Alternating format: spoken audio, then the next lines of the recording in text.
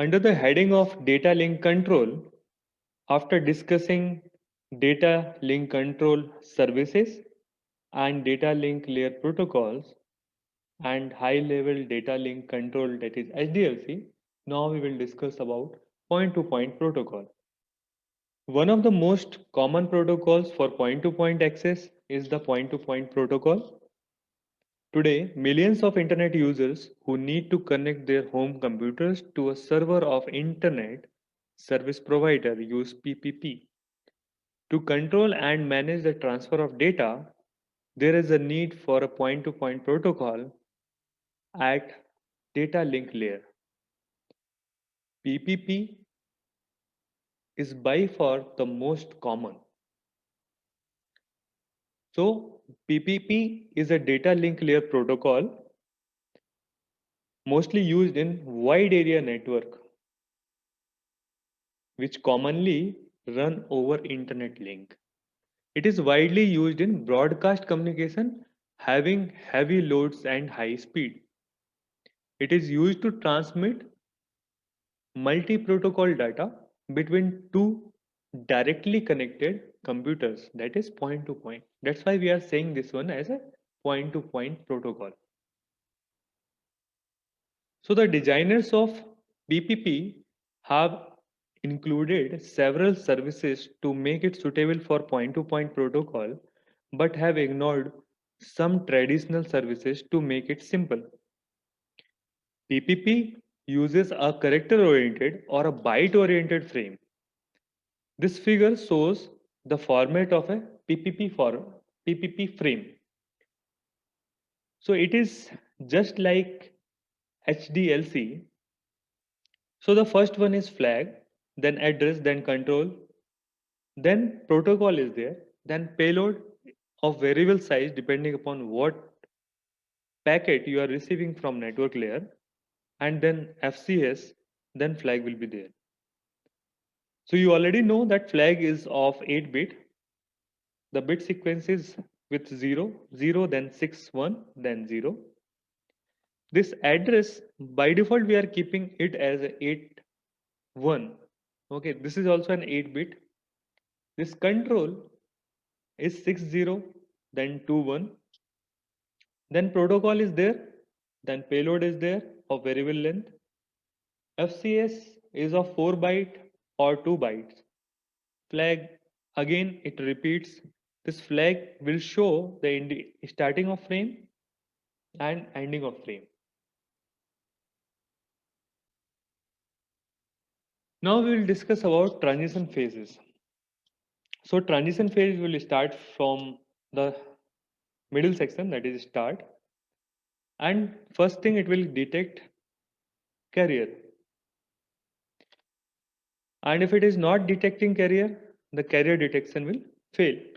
After detection of carrier, if the options are agreed by both the sided, then the authentication will take place. If authentication will fail, so the carrier will be dropped and again the whole process will repeat. If the authentication is successful, then it will go to network layer configuration and data transfer state. Then after completion of data transfer and after termination, the whole process will start again. And these are the transition phases in PPP. So although PPP is a link layer protocol, it uses another set of protocols to establish the link, authenticate the parties involved, and carry the network layer data. So basically, three sets of protocols are defined to make PPP powerful. So the first protocol is link control protocol. In short, we are calling it as LCP. Second protocol is authentication protocol or AP. The third one is network control protocol, that is NCP.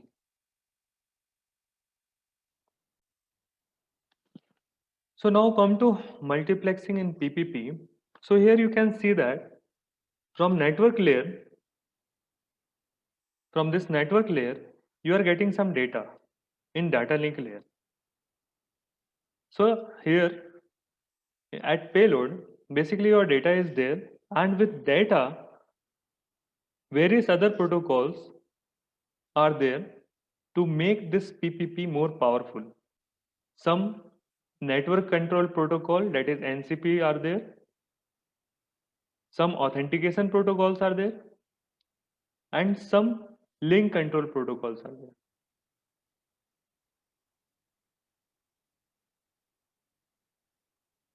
So now we will discuss about link control protocol.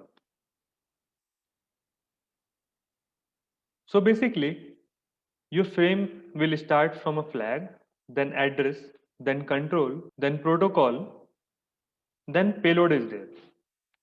After payload, FCS and flag will be there. So in LPC, that is link control protocol, the first thing is code, then ID, then length. Then your information is there, which is of variable size.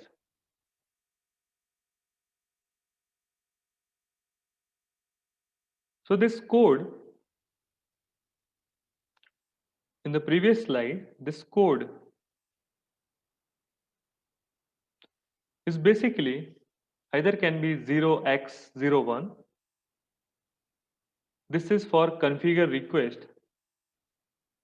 02 is for configure acknowledgement. 03 is for configure NAC.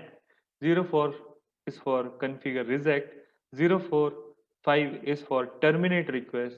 06 is for terminate acknowledgement. 07 is for code reject. 08 for protocol reject. 09 for echo request. 0A for echo reply. 0B for discard request. So these are the codes in LCP packets, that is link control packets. So common options, so maximum receive unit, that is payload field size, can be 1500. Authentication protocol, the default size is none and no authentication protocol can be there. And protocol field compression, basically it is off, and address and control field compression, it is also off in LCP.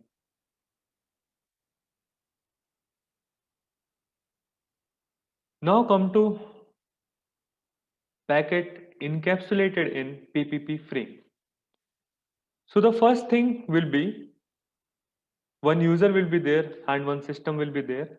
If this user and this system want to do password authentication, that's what we are dealing, password authentication protocol. So the first thing is user will send an authenticate request, and this system will reply with either authenticate acknowledgement or authenticate NAC. So you already know the frame payload is looking like this. So the first thing is code. So according to this, the code will be there for authentication request. The code will change for authenticate acknowledgement, and this code will change for authenticate NAC. So this is for password authentication packet or password authentication protocol packets.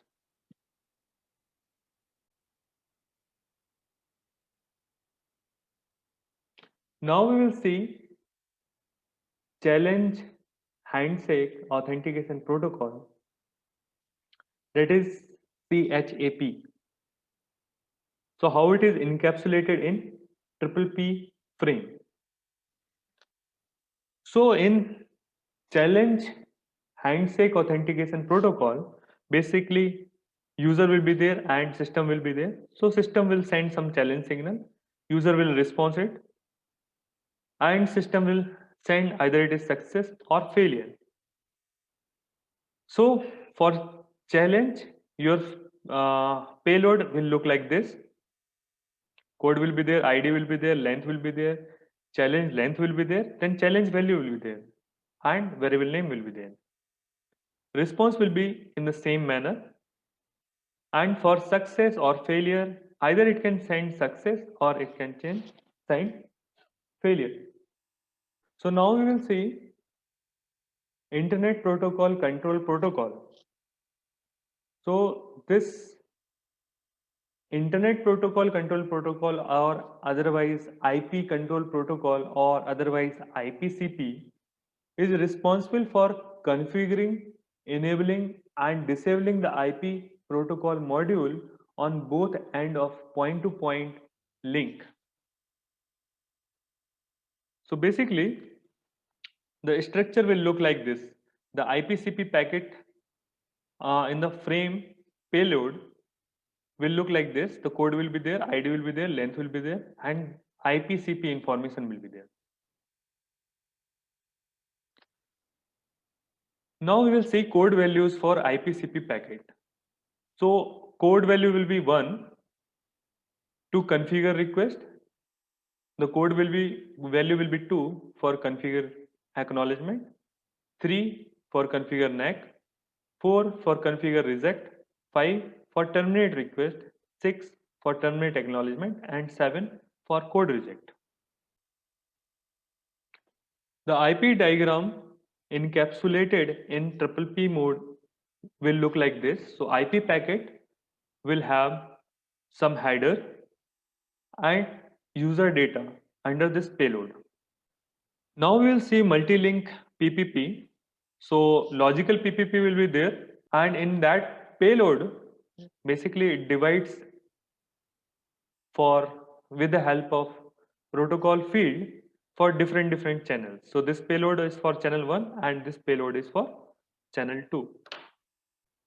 Now we will see one example to go through the phase followed by the network layer packet as it is transmitted through a PPP connection.